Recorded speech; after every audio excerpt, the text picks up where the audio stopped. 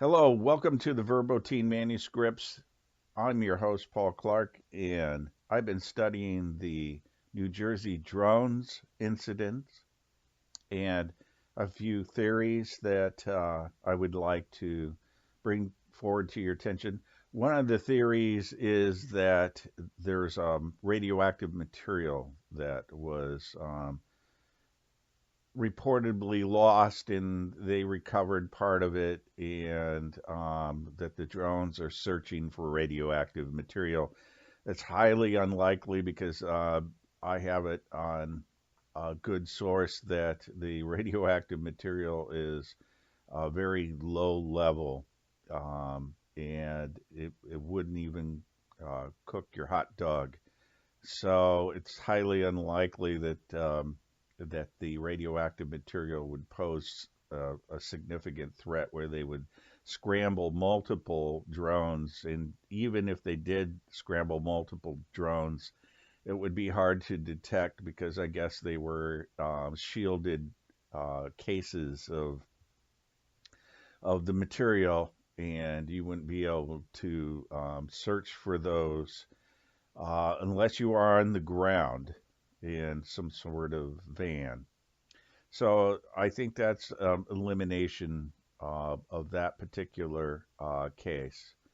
The next thing I'd like to explore is that these are craft that are operating legally. And it's my understanding that if a drone is operating legally, they have to be below 400 feet and they have to emit a ID code through a transponder type thing that you'll be able to pick up and read. So even though the drones are operating with the appropriate FAA lighting, when they're approached, the lighting goes out. So whenever they're getting near to that drone, the lights blink out, so that's a violation of FAA. So they're not emitting a code, ID code. They're not flying under 400 feet, and their lights go out when they're approached. So these drones are not operating legally. The only type of drone that is allowed to operate outside the FAA are military drones.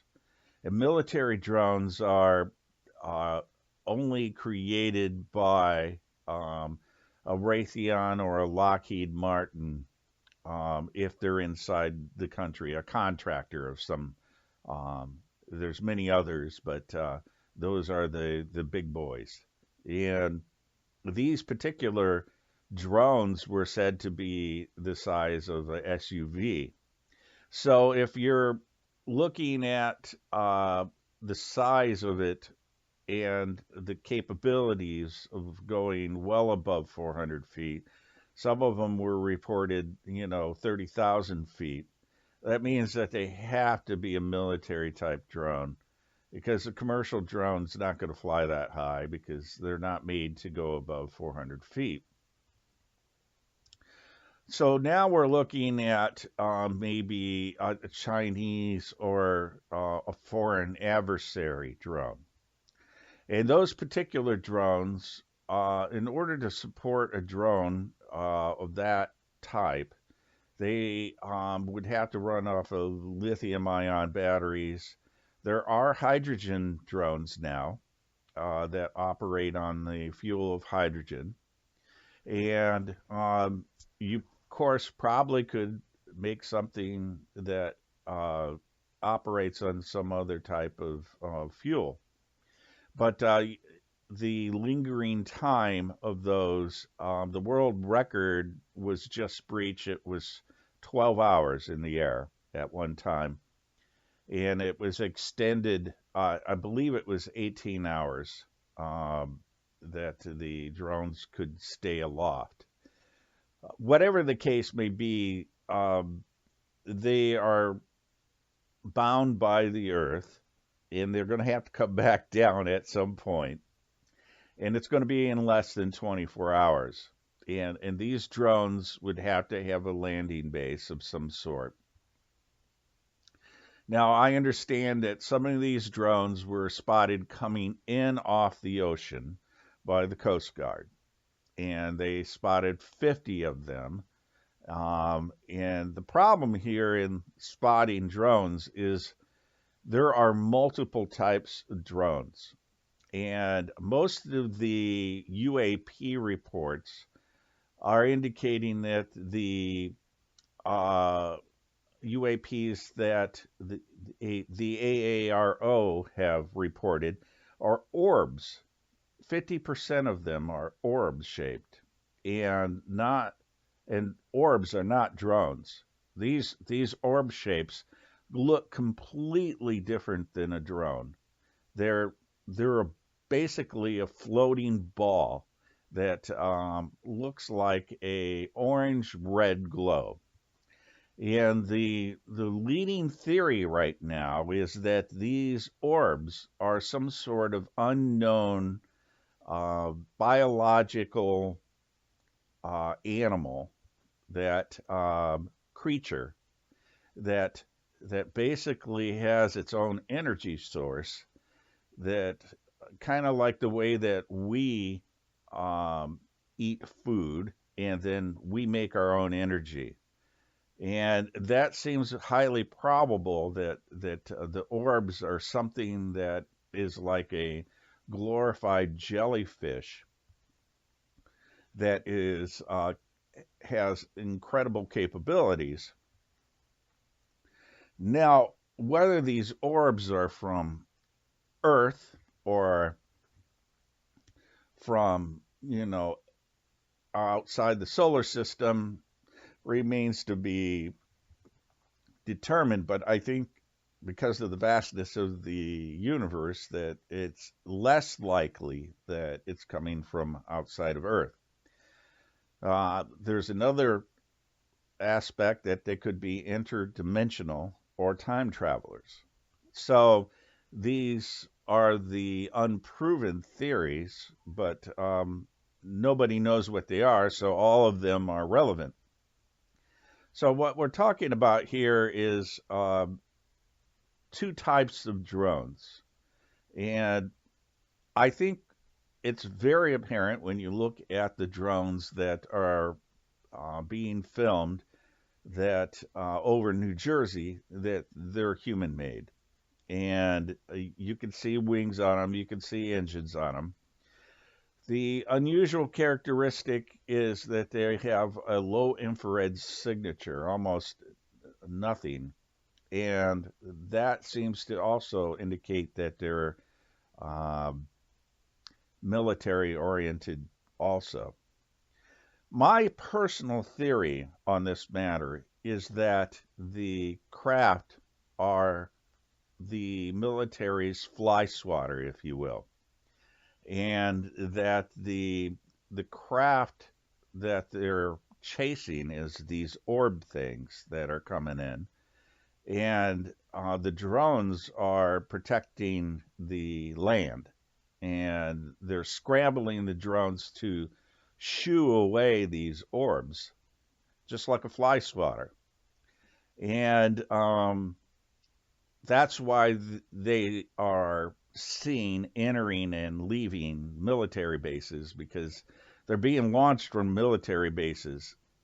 And they can't say what the drones are chasing because they don't know what the orbs are. And if the orbs are a foreign adversary, if they say that they're a foreign adversary, then they have to declare war. Because if these orbs, whatever they are from China, per se, or Iran, and we catch them flying in our restricted airspace, that is tantamount to war. So you can't make that public. That has to be hush hush. So they can't say that it's from China. They can't say that it's from Iran, because then they are obligated to create a act of war. against those particular countries.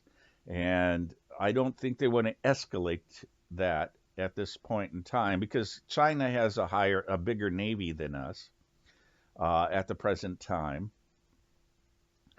and we are really in a war with Ukraine, and we're just supporting them. And it is said that if we go to war with China, we have enough ammunition to maybe last 3 days.